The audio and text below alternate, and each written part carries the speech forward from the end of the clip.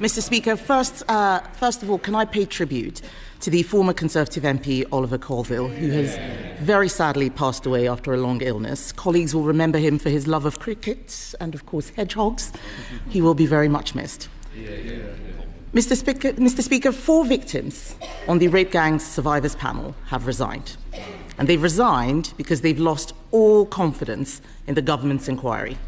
So I'm giving my first question to one of them, to Fiona.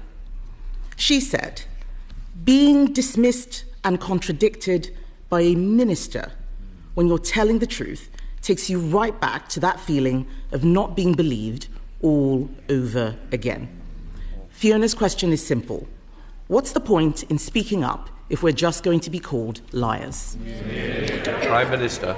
Can I thank her for raising that on behalf of Fiona, and let me give Fiona and the House my answer, Mr. Speaker, because the grooming scandal was one of the worst scandals of our time.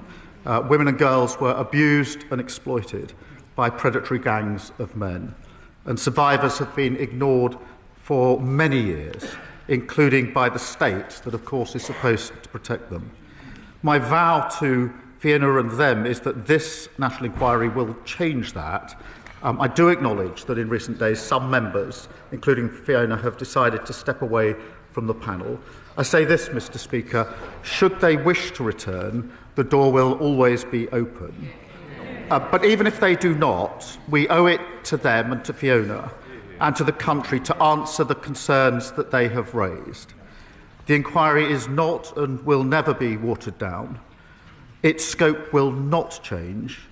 It will examine the ethnicity and religion of the offenders, and we will find the right person to chair the inquiry. I can tell the House today, Mr. Speaker, that Dame Louise Casey will now support the work of the inquiry, and it will get to the truth. Injustice will have no place to hide. Mr. Speaker, I doubt she'll be satisfied with that answer. He says that they could return to the panel if they wish to. Why would they do that? The government has been engaged in a briefing war against survivors. Elizabeth. Oh, really? They say shame. Why don't they listen to what Elizabeth had to say? Why don't they listen to what Elizabeth had to say? Elizabeth, who was abused in Rotherham from the age of 14, had this to say, and I quote, "The government has created a toxic environment for survivors." They were looking for answers from the Prime Minister, and what they've heard is Labour MPs saying shame at their words. Yesterday, Mr. Speaker, the Safeguarding Minister said Elizabeth was wrong. Who should we believe? The Prime Minister's Safeguarding Minister or Elizabeth? Prime Minister. Mr. Speaker, let me put on record my respect for all of the survivors who've been through the most awful ordeals. And I want to thank those that have been involved so far for the work in the process. What we're trying to do is to get this right and have an inquiry with survivors at the heart. As the Safeguarding Minister told the House yesterday, that's obviously not easy. They've all come with difficult experiences. There are a wide range of views, understandably, and every survivor does bring their own painful experience to this. The survivors met the prospective chairs this week, and we want to have them to have the chance to engage. I want survivors to be at the heart of this. I want an inquiry that can get to the truth. These are the hard yards, I accept that, but I want to press on and get this right. Mr. Speaker, he says that he wants survivors to be at the heart of this, but in his first PMQs this year, he said we did not need a national inquiry. And when he did, all of these MPs cheered. They were nodding their heads, including the Safeguarding Minister. They voted against the national inquiry 3 times.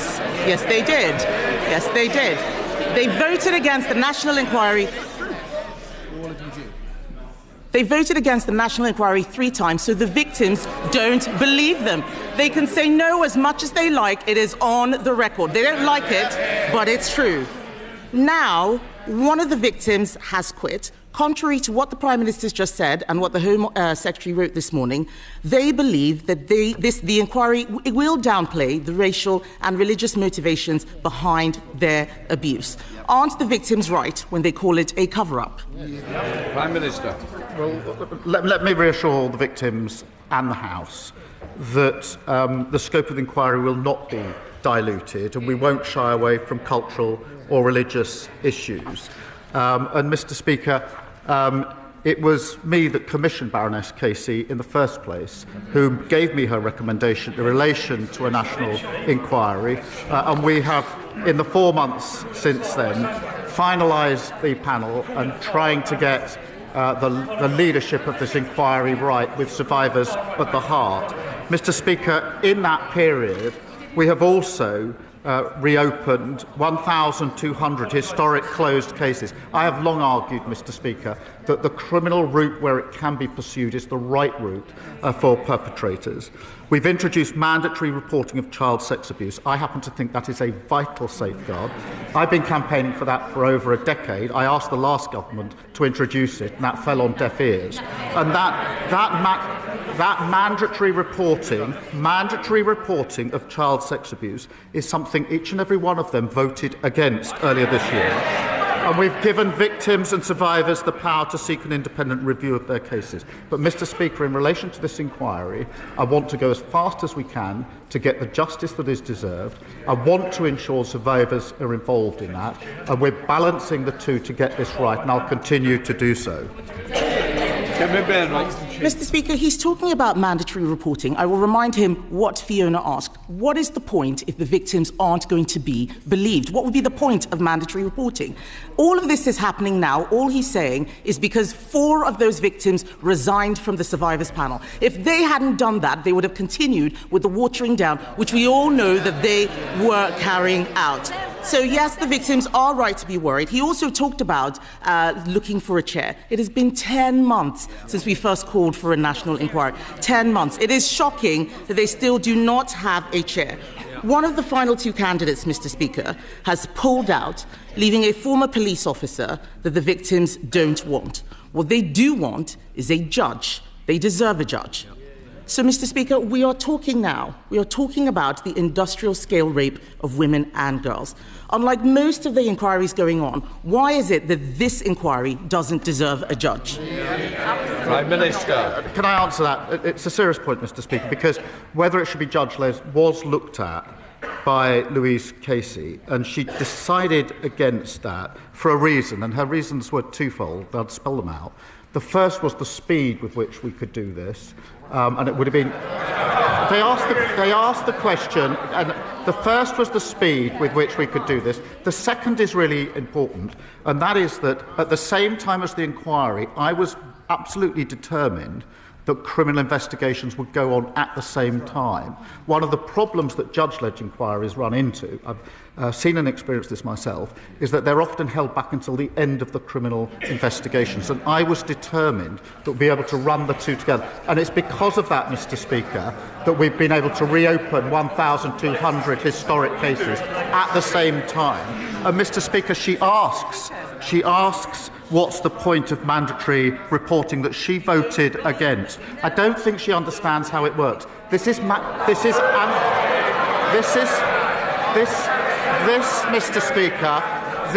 Speaker, is mandatory reporting of those that have had allegations made to them, and there's clear enough evidence they've then not passed that on. That is a fundamental problem in the system. That is why we've changed the law. They should hang their heads in shame for having voted against that vital protection.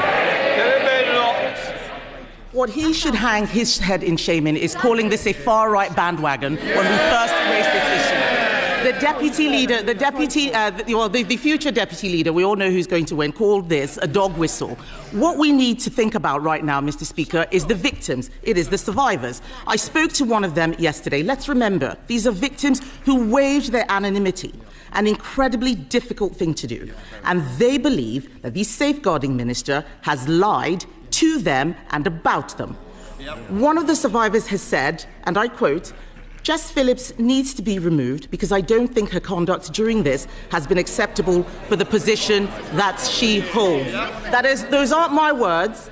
Those are the words of a survivor. It is a shame that Labour MPs are drowning that out.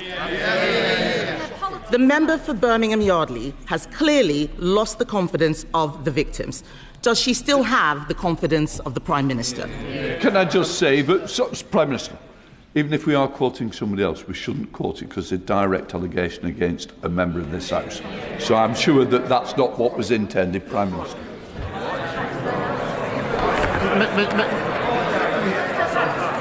Mr. Speaker, I respect the views of all the survivors, and there are different views. I accept that.